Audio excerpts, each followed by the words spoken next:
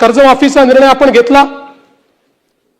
आपण राष्ट्रीयकृत बँका, व्यापारी बँका, खाजगी बँका, जिल्हा मध्यवर्ती सहकारी बँक सगळ्यांची बैठक घेतली आणि या ठिकाणी त्याच्या आधारावर सगळा डेटा घेतला आणि त्यानंतर मिळालेल्या माहितीच्या आधारावर पुण्यश्लोक अहिल्यादेवी होळकर शेतकरी कर्जमुक्ती योजना आपण तयार केली.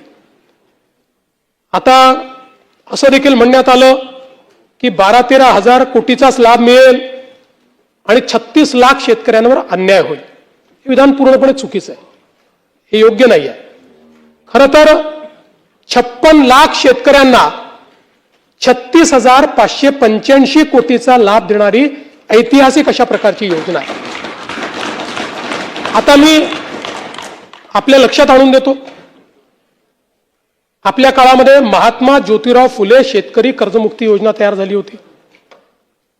यामध्ये केवळ अल्पमुदत पीक कर्ज आणि पुनर्गठित कर्जासाठी 2 लाख रुपयापर्यंत ही योजना तयार केली होती. मात्र पुण्यश्लोक अहिल्यादेवी होळकर मध्ये आपण 2 लाखापेक्षा जास्तही ज्यांची थकबाकी आहे त्यांनाही 2 लाखापर्यंत देतोय. आपल्या योजनेत 2 लाखावर 1 रुपया जरी वर असेल तरी त्याला कर्जमाफी मिळालेली नाही. इथे 2 लाखाच्या वर असेल तरी त्याला आपण ती कर्जमाफी देणार आहोत. आणि आपण जर बघितलं तर महात्मा ज्योतिराव फुले शेतकरी कर्जमाफी योजना जी आहे याच्यामध्ये 32 लाख शेतकऱ्यांना त्या ठिकाणी लाभ मिळाला होता. त्यापैकी बहुतांश शेतकऱ्यांनी पुन्हा कर्ज भरलेलं आहे, काही शेतकऱ्यांनी भरलेलं नाही.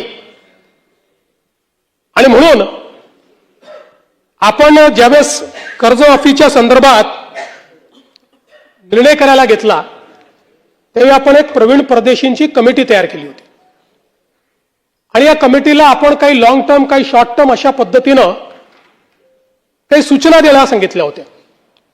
त्यामध्ये सूचना देत असताना काही लॉंग टर्मच्या दिल्या, काही शॉर्ट टर्मच्या दिल्या, पण एक गोष्ट प्रकर्षाने त्यांनी मांडली.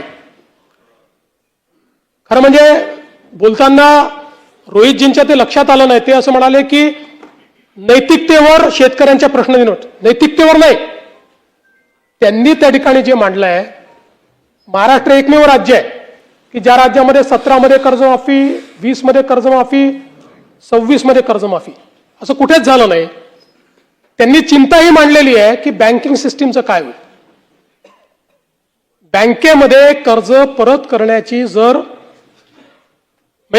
असं एक शेतकरी प्रामाणिकच आहे, पण जर माहिती आहे की दरवर्षी सरकार करणारच आहे तर मग वाट पाहतो माणूस, कशाला भरायचं बाबा कर्ज, खरंच करतायत का हे. आणि म्हणून त्यांनी इन्स्टन्सेस मांडले आहेत की कशा पद्धतीनं बँकांची परिस्थिती खराब होते. आणि म्हणून त्यांनी हे सांगितलं की काहीतरी डिस्टन्स ठेवा,